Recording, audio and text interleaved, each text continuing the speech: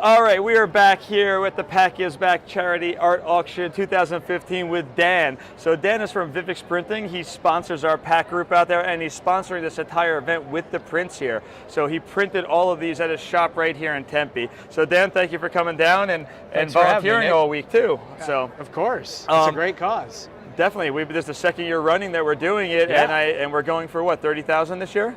Yeah, well, we're going for 25,000. 25,000. Secretly, we're going for 30,000, but we're not telling the people we're going for 30,000. So all right, yeah. I got it.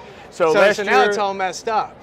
last year we did pretty well. What did we do last year? So last year we raised a gross total of about $19,000. Excellent. Okay.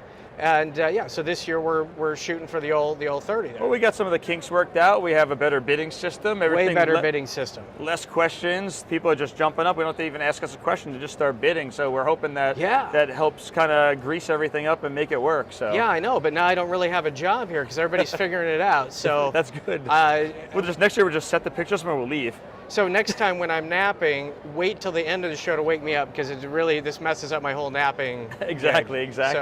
So these are Pam Barnhart's pictures. Yes. We just interviewed her not too long ago. Yeah. And what was interesting when I was chatting about everything with her, she has a kind of not entry level point and shoot, but a little bit above that camera, and she was very worried when she submitted stuff that it wouldn't be printable. And I was like, no, just submit it. What's the worst that's gonna happen? We just say no. And not just one, but 3 of her images got voted in. And not only did they get in, but they were also printed and printed big. They weren't like little tiny 8x10s. There you go, yeah. So the proof is in the pudding, but she had a conversation with you. So tell us out there, the viewers out there, a little bit about what her conversation was about resolution.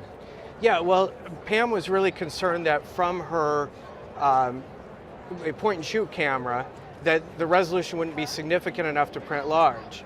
And what you really want to get is that these days cameras, most smartphones even, have the resolution to be able to print fairly large. Like every day I print iPhone photos that we print bigger than this. Okay, so any modern device has the resolution that you're looking for to go to print. Excellent. So now, did you have to do any editing to these, or she just sent you the files and you were able to pump them right out? Well, frankly, when we got them, we thought they were too good. So we actually blurred them a little bit. We messed up the color, and then we didn't have to make any edits to Pam's images at all. They were ready to go. She sent them to you. They got voted in by the jurors. That's right. And then they were able to print. And I know when we had them, it told you how big it could actually print this year. So were these the maximum that they could go, or could they go bigger? These might have been able to go a little bit bigger. I couldn't tell you offhand without seeing the specs again for the images, but they definitely went at least that big. And you can see, I mean, this is crystal clear. Oh, yeah. We probably could have increased that another 30 or 40% in size, and it would have been beautiful. Awesome. So is there anything else out there? I know we're with the meetings and everything, we're trying to get everyone to print and see their stuff because it makes a huge difference. Is there anything else that you have to tell people out there when they're preparing stuff for print? What should they do, and where should they go with it? Well, first off, print things that you think look good. Okay. It's about that simple. Yeah. So really, if you have a photo that you like, print it and see how it comes out on paper. A lot of people are really surprised that photos from their iPhones and other devices can print and be so beautiful.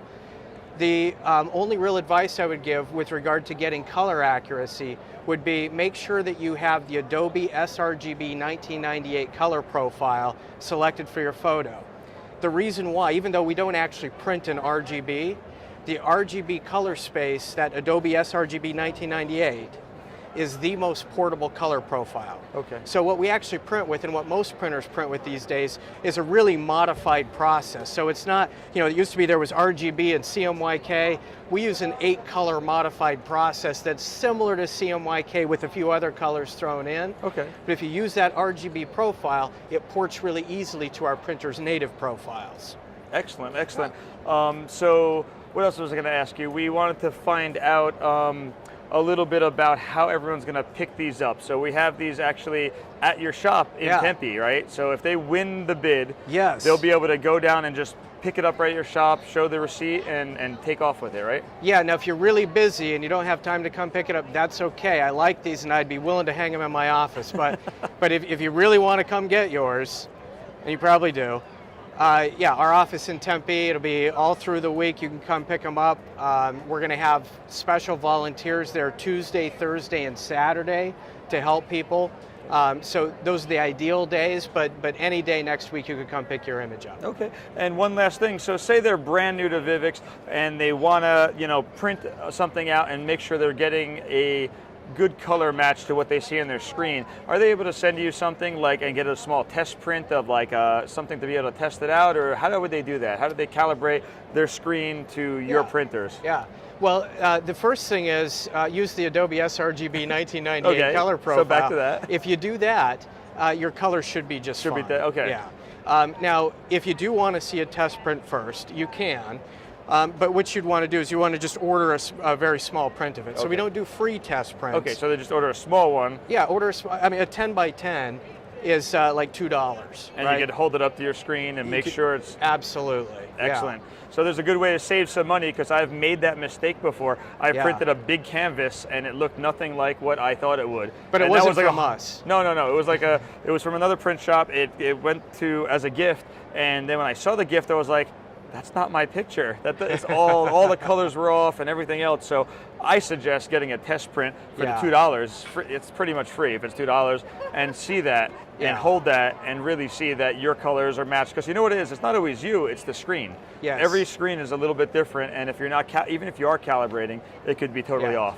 Now, we guarantee that we'll get your color correct from your digital image, and we use color calibrated monitors in our shop so that we can properly compare the print output to the original image you submitted. But your screen may not actually show the color accurately for that image unless you have your monitor calibrated properly. So if you don't calibrate your monitor, the color could come out look a little bit different and still be accurate color. So that's when you'd want to do a test print. But if your monitor is calibrated properly and you know that it is, you should be fine to just order from us, and if the color is off, we'll correct it at our expense. Cool. Well, thank you for your time and donating your time and materials out here this whole weekend. So we're going to be down here. The auction is open till 9 o'clock tonight. By the time this actually gets produced, that's going to be irrelevant information, but I'll tell you anyway. So, but best of luck. And again, thank you all for actually coming out and donating your prints, donating the frames, donating everything out there, donating your time for a great cause, for Down Syndrome Network and for the kids out there. So we'll see you real soon, and thanks for the info. And a huge thank you to Photographers Adventure Club, Nick. Your group is just the driving force behind this. If we didn't have Photographers Adventure Club, this couldn't come together. So 35,000 members all around there sending images in, and we intend to keep doing this. So we want your image in here, so keep an eye out for us. We'd love to see your image next time. Awesome.